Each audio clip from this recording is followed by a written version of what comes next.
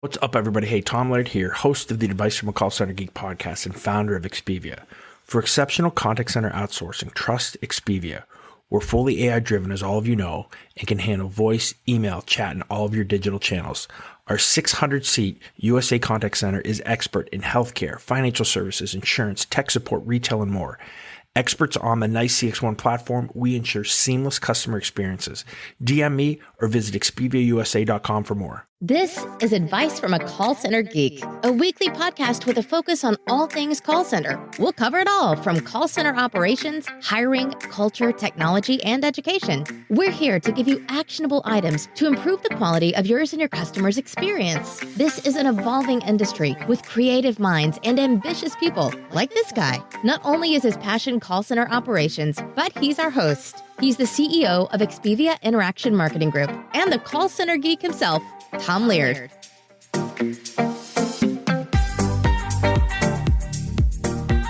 How's everybody doing? I get the vaunted 1:45 after lunch spot, so I'll try to bring the energy for you guys. The last time I talked on this iteration was 2018, and super fired. I'm excited. Like, we've done probably 2 months of work on putting the deck together.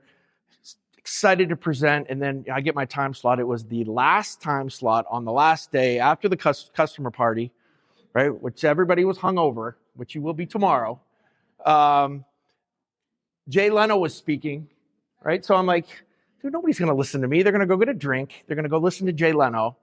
And then to the kind of the coup de grace is they put me in Canary 3. That was the room name. Canary, the bird that dies, right, in the mine. So I'm like, oh, there's a lot of high hopes. But it was a room like this. So again, thank you guys all for coming. My name is Tom Laird. I want to give a talk today that I think hopefully can bring you guys a ton of value. There's no sales here. We've been, as this kind of shows, been on the platform for a really long time. And what I wanted to do today is give you kind of 10 things to make you think about how to utilize the platform in maybe different ways. I run a 600 to 700 seat BPO in the States here in Northwestern PA. And, I love talking in groups like this because as a BPO owner, I have financial services clients and tech support clients and retail clients and insurance clients, right? And we've had to do so many different things over the years that I want to present some of those things to you as well. Last thing I want to say to you as well before I get going is everything I say here, I'm a total open book. I'm probably not supposed to say this, but we have a huge library of studio code, of everything that we've done here. It's all kind of for free. If you want to come to the booth and ask me if there's anything that you like here, we'll give you kind of the framework for what we did. And hopefully that can at least help you in your contact centers. This is technology and also some employee engagement things that are totally off the platform. So again, as I say here, this is kind of, from a call center pro to call center pros. So again, it's kind of 10 tips how to utilize the platform in I think, cool and unique ways. And hopefully that there's at least a couple things that you can take back into your centers to improve. So let's begin. It's a great picture of me too, by the way. It looks like the first one. I just want to call out one thing on here. If you guys have not, we have an unbelievable podcast. It's my baby. We have about 187 episodes. It's called Advice from a Call Center Geek. Please check it out. Love to know what you think. I think it's been able to help a ton of people. All right, so quick agenda. And the CX1 people are like, you have 10 tips. Why do you have 4 things? I'm like, well, it's an agenda. We're just going to talk about how to maximize CX1. I talk a little bit, probably 4 slides on interaction analytics in some different unique ways. I know that can sometimes be a little bit of a struggle of utilizing that in the best way. Some, I think, cool things on how we're engaging our agents and reducing attrition that I think you can easily implement in your contact centers. And then just overall tips and tactics. Number 1. We have a culture at Expedia, and that's the name of my company, probably should have said that, of attitude and effort. And it was always easy to incent our associates off of effort, right? QA scores and do they show up to work and all these kind of effort things. But what we struggled with was attitude, right? And so one of the ways that we've been able to incent attitude is by using sentiment scores for our agents, and we pay and incent them off of sentiment, right? So these are posted every single day.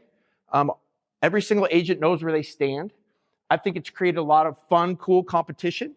And also from a selfish standpoint, I'm able to prove to my customers, right, a couple which are in here, that we are using proper word choice, that we're using great tone, right, that we're handling their customers in the right way. So this is not only a culture enhancer, but it's an awesome way to incent your associates, and it's a great way to use analytics that maybe you're not thinking about.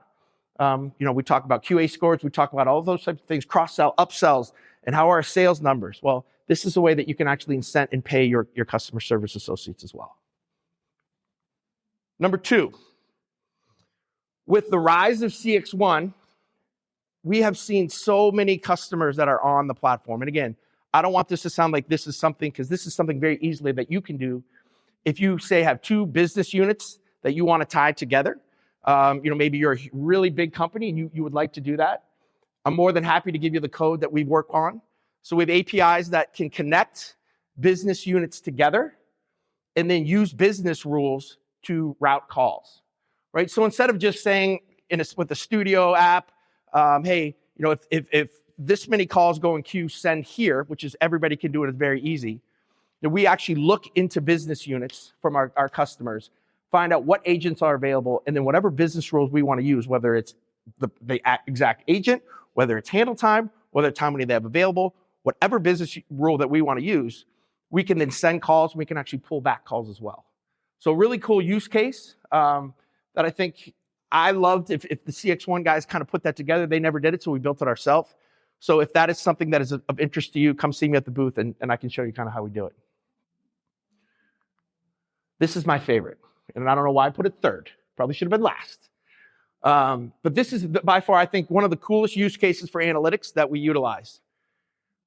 We're coming into kind of an economic downturn, right? People are talking about headcount. We have to get rid of headcount. Our budget is getting less and less and less. How do we do that wisely and smartly and not just cut agents? From a BPO standpoint, I have clients that say, here's my budget, right? What does that get me? Or what can we do with this? Or, hey, I need to lessen our headcount. We've been able to utilize interaction analytics to basically look, we always talk about an 80-30 SLA, right? 80-30, 80-30. Is that really the number, right? Every RFP that I'm involved in, it certainly is, right? But I don't know if it is. So we've been able to use analytics to look at what time in queue does customer sentiment start to drop. And for a lot of business units and business types, that's over 2 minutes. That could be 1:30. It might be 30 seconds.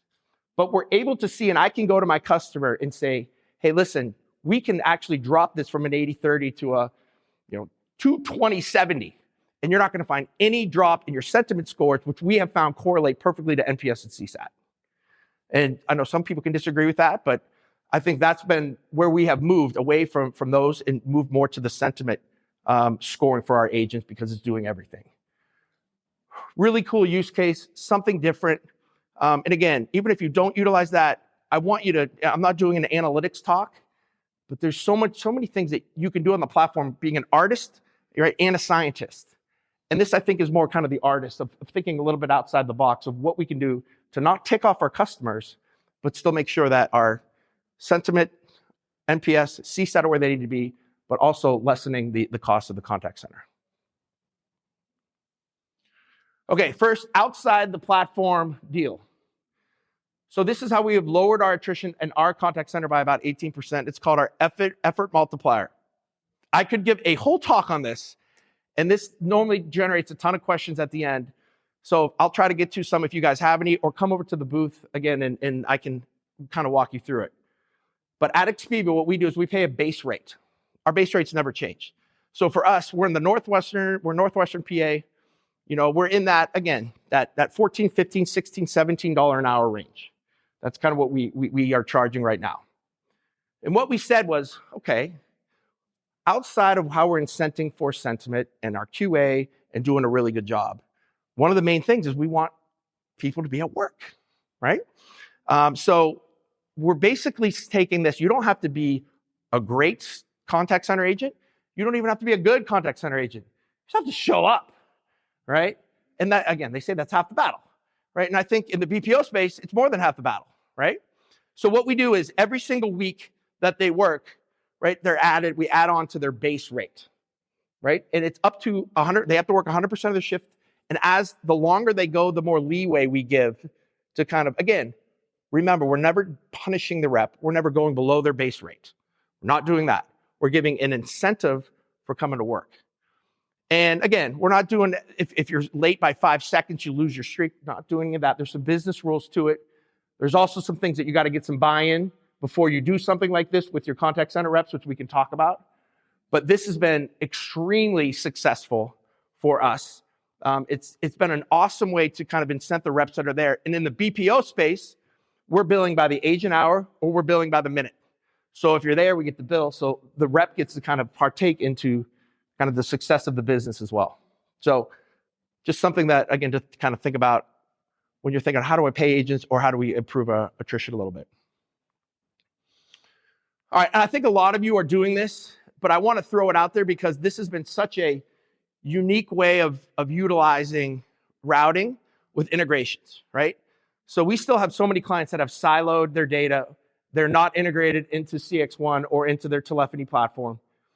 And it's not just getting screen pops and things like that are cool, right? But to be able to route off the data in a CRM, right, has been a really cool way of, again, utilizing that. For example, we have a customer who has about 1,000 financial advisors all throughout the country, and they have a program with them where we make outbound calls to kind of schedule yearly reviews. If there's any questions that they have for the financial advisor, we'll answer those questions as well. But when the call comes in, we capture the ante, right? Then we go into Salesforce.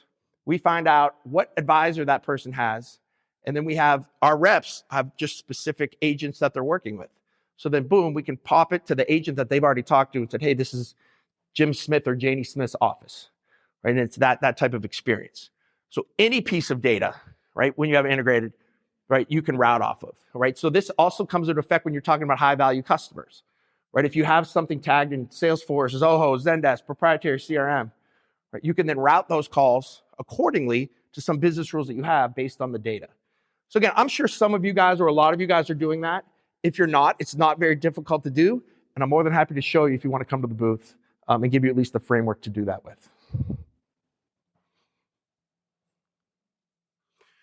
The most underutilized CX tool in CX1 that all of you have, that you have to pay absolutely nothing for, that nobody uses, is workforce intelligence.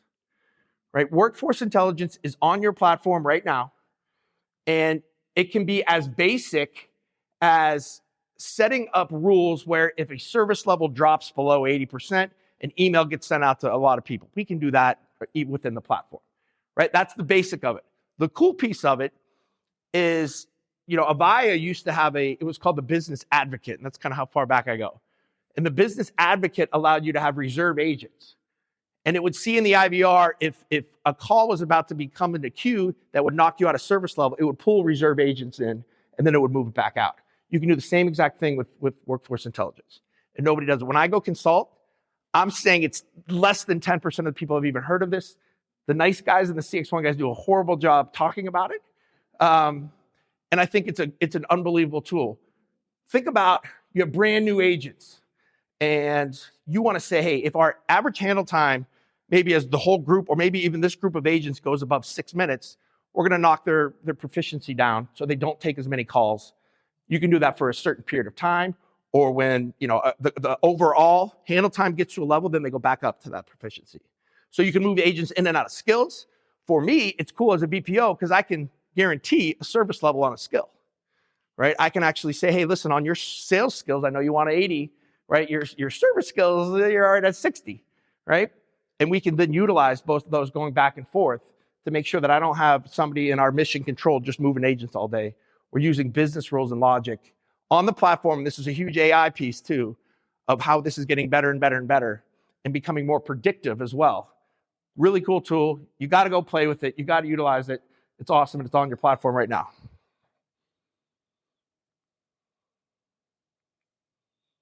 All right, another kind of off the platform conversation. A couple things from an engagement standpoint that I have found that have worked really, really well in my contact center. All right, number one is an employee suggestion board. We used to have a board. There's my big beak right there. where we would have an office that had nothing in it but that glass board. And any employee could go in there and mark anything on the board as long as it dealt with our culture of attitude and effort, improving that, talking about it, working on that. It couldn't just be, I hate Janie Smith, supervisor, get rid of her, right? That's not really a suggestion. So now we use Monday.com because everybody's worked from home. Nobody's in the office. And we have a board that any rep can go into and submit suggestions. And then what we do is quarterly, as a company, we vote on one of them. And whatever wins, then we get a team together, whether we need IT, whether we need HR, whether we need client services, whoever we need, we put a team together and we go implement that. Right? So, anything from changing the UI, UX on how we log in, to we want to have more parties, to whatever it is, right? There's a lot of things, again, that it shows that not only do we have a board that people can write on and nobody does anything with, right? But we actually have a team that we will then bring together, go implement the stuff, which has been a huge kind of deal, especially with the work from home, and just kind of give updates on all that. Leadership groups, if you don't have them in your call center, you're making just a huge mistake, right? So not only leadership committees, how many of you guys have ever changed a headset or a chair and think you're doing a great job but had an absolute revolt from your agents? Well, none of you? I'm the only one? Thank you for participating, right? It's the number one way to tick off contact center agents is change their stuff that they use every single day without them having any say in it whatsoever, right? So to have that committee of reps that maybe have been there for a while, who have clout. Everybody knows that. Those reps that really kind of drive the team. And again, it's a little different with work from home, but start committees with them. New committee, a new equipment committee. Again, any issues on the floor. Think about this. And again, for me, running a call center, I will be able to walk in up and down the rows, right? And you'll be able to hear things like, oh man, they don't like each other. I got issues with this supervisor. Like, you could hear all that. And you can start to okay, well, let's form a plan to fix this stuff. Can't do that anymore, right? So if you can get a committee, and again, when people are in Slack or in Teams, right, they're not saying anything in general channels. They're DMing, they're doing everything in the back. You don't know what's going on, right? So it's a huge way that I think, again, you can improve the culture and find out kind of get your ear to the ground. The other thing is having a welcome committee. And everybody has kind of an iteration for how do you onboard new agents, right? For us, a welcome committee has worked extremely well. We don't pair them up. We found that's, especially work from home, didn't work as well. But to have this committee that reaches out, hey, if you do have a problem, so we have a Slack channel for these guys. So anybody can then go and if you're new, can talk to that group who's been here forever, who's been through the ins and outs. And there's a sounding board outside of the management team or HR that they can go to. I think that's been a really cool thing as well. So I was going to lie to you and say we did this quarterly because we used to, but we have not done it. It's about every 6 months now. So once or twice a year, the biggest source of data, knowledge on your CX1 platform on what is happening in your contact center is your middle management, right? And we forget about those guys. They know how to use the platform better than most of us, right? Unless you're, on the floor supervisor. They're utilizing it every single day. They're utilizing supervisor. How do they do analytics? How are they moving agents? They find all the cheat ways to do everything, right? And we want to take that knowledge, that's really good knowledge, and spread it to all of our team members. So we'll do this. We'll have an offsite. And again, we'll maybe do some training stuff, especially like on the legal side of things, but it's more for them to talk. And again, you get call center agents and supervisors talking about things that they're really good at, that they know, right? They want to get that knowledge out. And it's a way for us to kind of really disperse all the knowledge of our organization between healthcare, financial services, tech support, different integrations, Salesforce, proprietary, like all of this stuff that everybody's doing. And we can kind of keep them all into kind of that at least same basis of their knowledge. So really, really cool. And again, you find out what's going on. I struggle with work from home. I was an anti-work from home guy. We worked in financial services primarily in my other life. Couldn't get past the security aspect of it. But we have to do it. Like, there's not an option anymore. So again, how do we over communicate? How do we really find out what's going on? And I think that's another really good way to do it. We don't call our team leads team leads. We call them, they're our management trainees, right? So with our management trainees, we try to get them for our management trainee program, they actually will come into the office for this. for certain weeks, maybe every other week. But we have them in every single department. So again, being a BPO, it's important that they know what QA is doing. So they got to go to QA and take calls. It's important that they know what HR is doing. When they have to either maybe write somebody up or do a hiring or do an interview, right? I think all that stuff's really important. Talked with the IT guys, right? They love it. IT guys love doing this. But I think that's a really important thing too, to develop our culture throughout the entire organization. All right, here's my chat. Every presentation has to have some type of chat GPT something, right? So here's mine. We always struggled with interaction analytics. I'm not going to ask another question because only one person raised their hand last time. So now you guys just hear me. We always struggled developing categories, subcategories, for our clients. What are the trending keywords that we really want to listen for? So what we would do is we just, turn it on. We kind of see what was happening. We find out what our client was kind of looking for. We build up those categories and continue to build it over a longer period of time. With ChatGPT, it's been awesome. So basically, I use this prompt, a little bit different here and there. I may add in some of the things that we already have if we turn analytics on.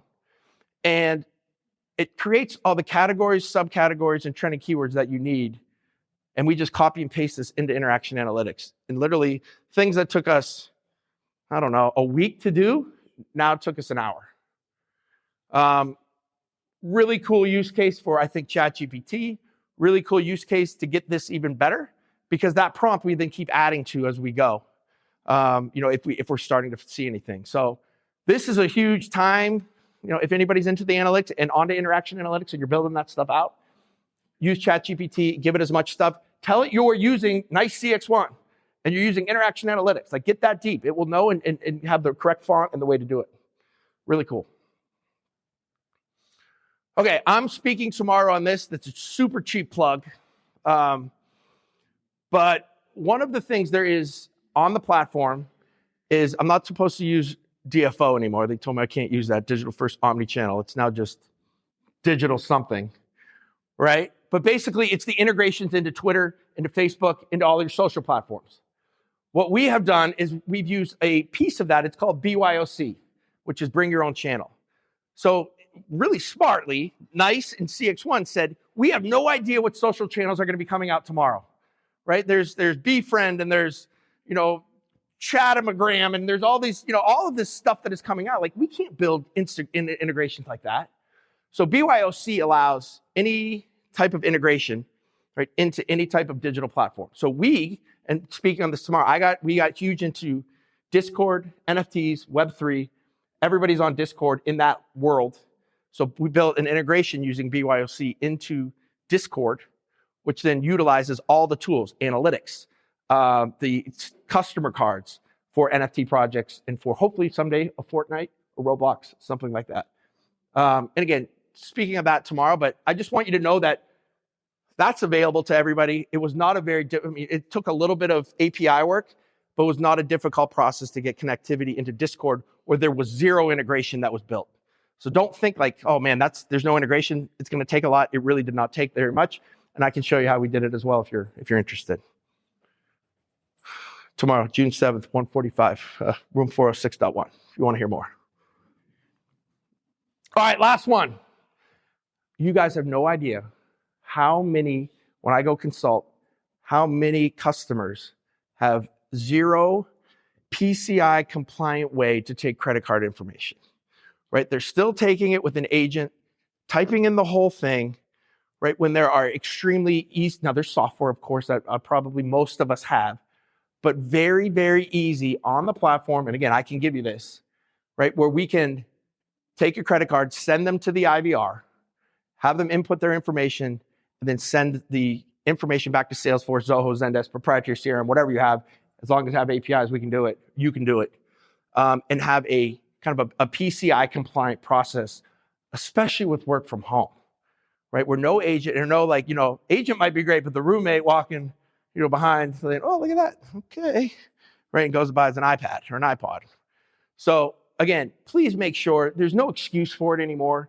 This is a crazy easy way to utilize the platform to enhance the security if you do not have anything, especially if you are a smaller contact center.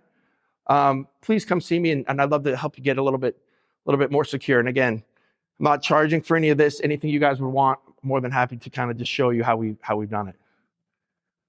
Unfortunately, I don't have any more. So please take a picture. Please follow me on LinkedIn, TikTok. I'm everywhere. Please also, Advice from a Call Center Geek podcast. I guarantee you, if you enjoyed this talk today, this is kind of what we talk about on a lot of episodes, but in much more depth. Having said that, if you guys have any questions, I'll be more than happy to take them.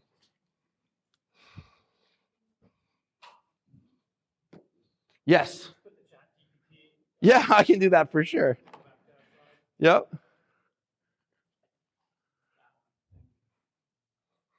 Actually, I'm charging for that one. So, kidding. Yes. Do you have any issues with sentiment? And I'll give you an example of what we struggle with in my organization. So we're a payroll and HCM. Yeah. And like a technical type call center. So pretty much everybody calls in and says, hey, I have an issue or I have a problem and I'm trying to fix it. Things of that nature. Yeah. So many of our calls come through with negative sentiment. Yeah. And they're 30-minute calls, so it's not like they're easy calls to listen to. Right. We go and listen to them and we're like, that was absolutely fantastic. Yeah. Well, the number one thing with analytics, especially interaction analytics, is that it is not and not saying you guys are doing this, but it is not a plug and play device. And I think anybody who has it understands that. So what I would tell you there's ways that you can make those keywords, right, at certain times, if they're said, right, do not affect that call from a sentiment. I think that's where we're pretty much in the infancy stage. Yeah. We're listening to calls and we're like, what are you doing wrong? Yeah, and it's hard. Like for us getting a new client, right? Every time we get a new client and it's a new build out, we have to learn that too, right? Because those things they don't know. So it does take a little bit of time to kind of really figure that out, and then it's a constant work until you get it nice. Yeah. No pun intended.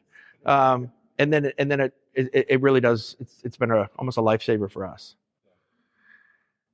Anything else? Yes.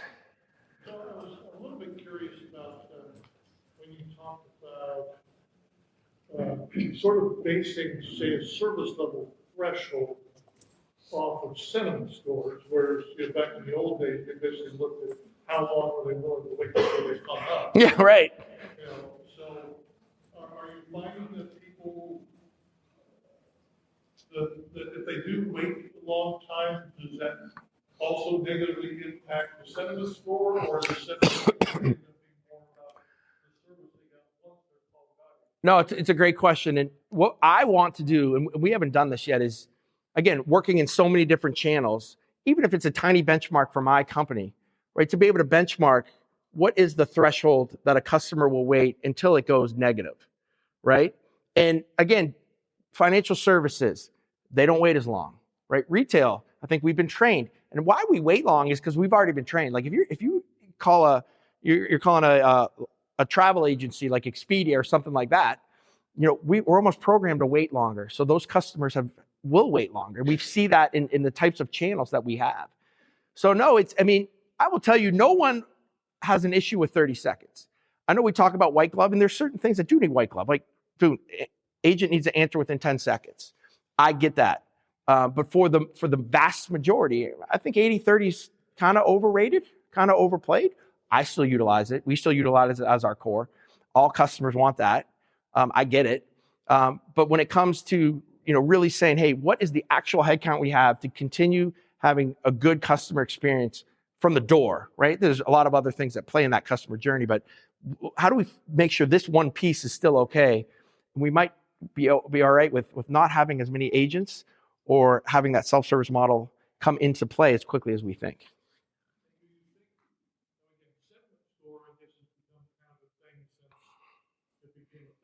Right. Right.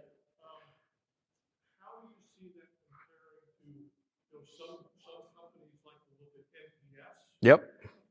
Some look at CSAT. So how do these different measures, do they usually align together, or if one's good, they're all good, or is there one that's really more indicative of truly the agent doing it? Yep. So that's the point. That is the whole point right there is Please, if you don't follow me on LinkedIn, please do like 5 to 7 posts a day talking a lot about this, right? I have done a lot of videos on this, and we have found CSAT and sentiment scores, when you have your sentiment scores dialed in, correlate really, really, really well, right? And I think the problem with CSAT and NPS in surveys is that you get I call it like the two poles. You get the people who had awesome experiences that will take the survey. You got the people who had terrible experiences. Now, what's a terrible experience? That could mean I couldn't give them a refund because I was following the business rules, right? They didn't qualify for it. But still, we get dinged on our survey because they had a horrible experience. That's why I love sentiment scores, right? And when they're dialed in, you can't lie, right? And it's taking a whole huge swath of your overall customer. So again, we still have clients that want CSAT scores, and we'll do them, right? We'll charge them for it, right? But I want them to say, hey, look, we can correlate sentiment with it, and it's part of your analytics already. Like, why do we need to do that? So I'm a huge anti-survey guy. I think that's gone away since AI, since sentiment, since we can now score 100% of calls from that standpoint. We'll do them, but I think, again, you're getting false positives and false negatives a lot of the time on that stuff. Yes. Are you finding that you get sentiment like in the them, or are you relying on saying when you're on the phone? No, so yeah, so that's basically how that would work. Is so as soon as we can measure like as they're getting answered, right, and then you see it almost drops off the cliff. Right, with the amount of calls that start. And again, we can do things like we can see calls that start negative and end positive. You can do all that on the platform. It's not just like one giant, kind of line. But yeah, that's kind of how we're looking at that. And then there's no you can look at it by metric, right? But there's no set way to do it. You just have to keep testing, right, all the way down the line. And whoa, that's no good, right? And then you kind of come up with that number. Anything else, guys? Hey, I'm at, right when you walk in the innovation, right to the right is Expedia. If you guys have any questions, you want to talk about anything, I'm more than happy to answer anything. Thank you guys very much. Hopefully you got some value out of that.